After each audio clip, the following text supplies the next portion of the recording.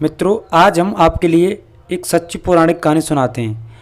अगर कोई सच्चे मन से गणेश जी की सेवा करे तो गौरी नंदन तुरंत ही प्रसन्न होकर आशीर्वाद प्रदान करते हैं। वैसे कहा भी जाता है कि गणेश जी जिस स्थान पर निवास करते हैं वहाँ उनकी दोनों पत्नियाँ रिद्धि और सिद्धि भी उनके साथ रहती हैं। उनके दोनों पुत्र शुभ व लाभ का आगमन भी उनके साथ ही होता है। काफ़ी समय की पहले की बात है कि एक गांव में एक बुढ़िया रहती थी। वह गणेश जी की परम भक्त थी, आंखों से अंधी थी, पर लेकिन वह सुबह और शाम गणेश जी की वंदना में लगी रहती थी। वह रोजाना गणेश जी की प्रतिमा के सामने बैठकर उनकी स्तुति करती और भजन गाती और समाधि में लीन हो जाती थी।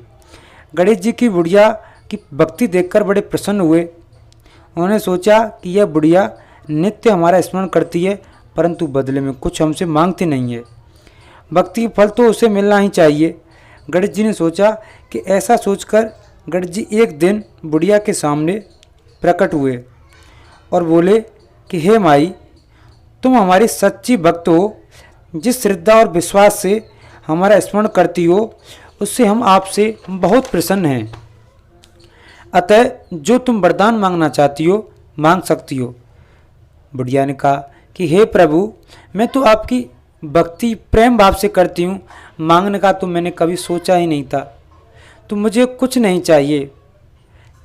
गणेश भगवान ने कहा कि हे माई, हम आपको कुछ देना चाहते हैं।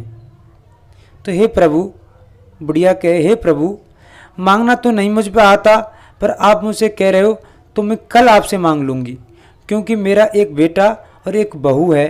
मैं उनसे सलाह मशवरा करके मैं आपसे कल जो कुछ मांगना होगा मैं आपसे मांग लूँगी। गणेश जी कल कहकर वहाँ से चले गए। बुढ़िया एक पुत्र और बहू से अब बातचीत करती है और सलाह मशवरा करके पूछती है कि हे बेटा, तुमको गणेश जी से क्या चाहिए। बेटा बोला कि हे माँ, मेरे लिए गणेश जी से ढेर सारा पैसा मांग लेना, क्योंकि हमारी गरीबी दूर तो हो जाएगी। तभी बुढ़िया की बहू बोली, नहीं माँ, आप एक सुंदर पोता मांग लेना, क्योंकि वंश को आगे बढ़ाने वाला तो भी चाहिए। बुढ़िया समझ पड़ गई। तभी वह अपनी पड़ोसन के पास गई और उनको सारी बात बताई। पड़ोसन बोली कि तुम्हारी सारी जिंदगी दुखों से कटी है, अब तो थोड़ा जीवन बचा है तो वह तो सुख से व्यतीत कर लो। धन और पोते का तुम क्या करोगी, अपने लिए आंखें मांग लो।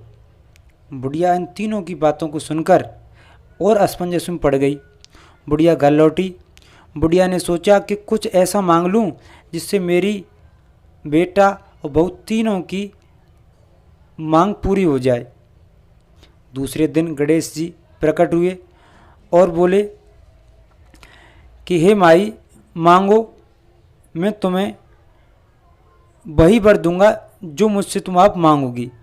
बुढ़िया ने कहा कि मैं अपने लिए पोते को सोने के गिलास में दूध पीता हुआ देखना चाहती हूँ।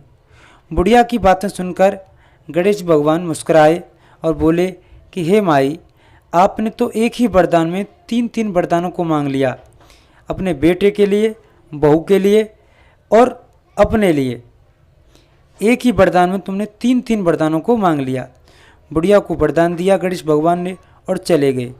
इस कहानी से हमें यह संदेश मिलता है कि हमें जब भी कहीं पर भी भगवान के सामने, किसी इंसान के सामने मांगने का मौका मिले तो हमें सबके लिए कुछ ना कुछ मांगना चाहिए।